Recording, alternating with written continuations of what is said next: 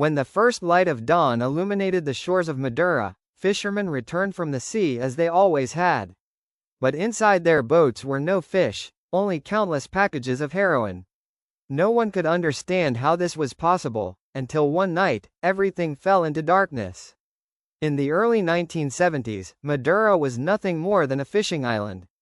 People lived in deep poverty, children went to bed hungry, and women tried to survive by selling salt along the shoreline. The island was a forgotten corner of Indonesia. But something was about to change. Offers coming from beyond the sea would alter Madura's fate forever. The first shipments arrived in small packages.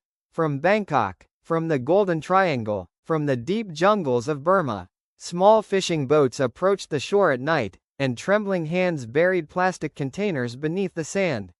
At first, only a few families were involved. Just once, they said. But once was never just once. Madura's geography made it a perfect transit point. Close to Surabaya, yet hidden from view.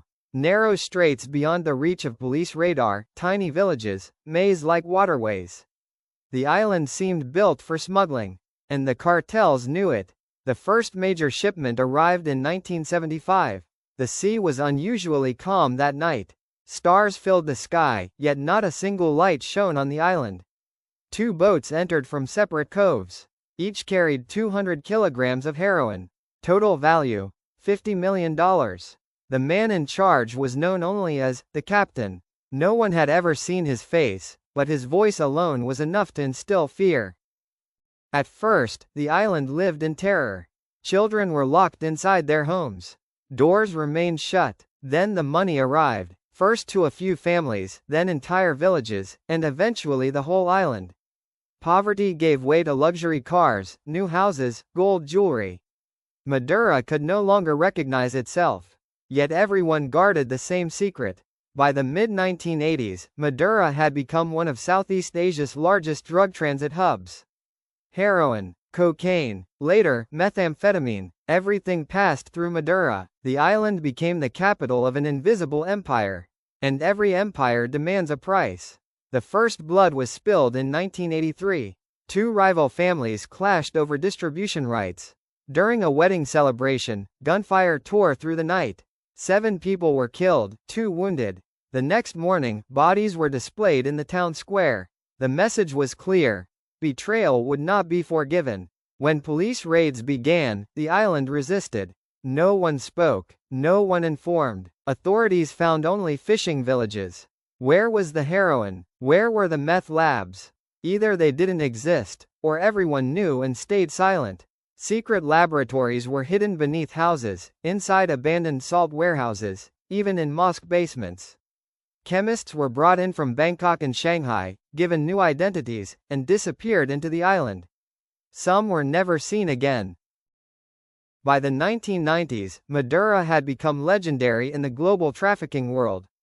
Australian cartels, Mexican networks, Russian mafia groups. Everyone worked with Madura. The island was the heart of a global system, but the heart was beating too fast. Children no longer grew up innocent. They learned navigation, encrypted communication, camouflage.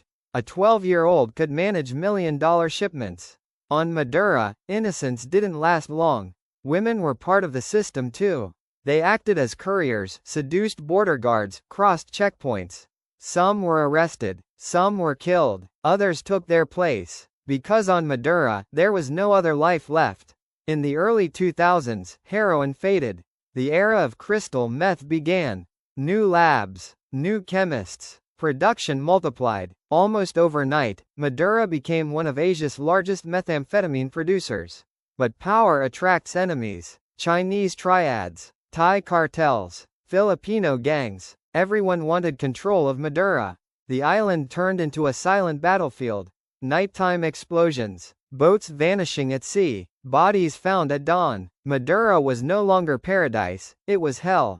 In 2010, the Indonesian government launched Operation Clean Sea. Police and soldiers flooded the island. Helicopters filled the sky. Sonar systems scanned the waters. But the cartels knew everything in advance. Labs were emptied overnight. Chemicals dumped. Buildings burned. Products destroyed. When police arrived, they found only ashes. Madura had escaped again, but not for long. A whistleblower emerged from within. Code-named the Lighthouse, this informant exposed routes, leaders, and bank accounts. For the first time, the entire system was visible. In 2015, a massive operation followed. 47 locations were raided simultaneously. 168 people were arrested. 3 tons of methamphetamine were seized. Value: $1.2 billion. Madura's golden age was over, or so it seemed. Because today, in 2025, Madura is still active. Not as powerful as before, but still a transit point. Technology has changed. Drones, AI encryption, cryptocurrency. Madura adapted to the new world. The island's elders tell stories of the past. We only wanted to survive, they say. No one gave us another choice. Maybe they're right, maybe not. But one thing is certain. Madura's story isn't finished. It has only entered a new chapter. The sea is still the same. Fishing boats still return every morning. But every boat carries a story. And every story hides a secret. Madura's secrets are dissolved deep in the sea, like salt. Maybe one day they'll surface. Maybe they never will. But remember this. Every paradise has a dark side. And Madura is one of its most painful examples.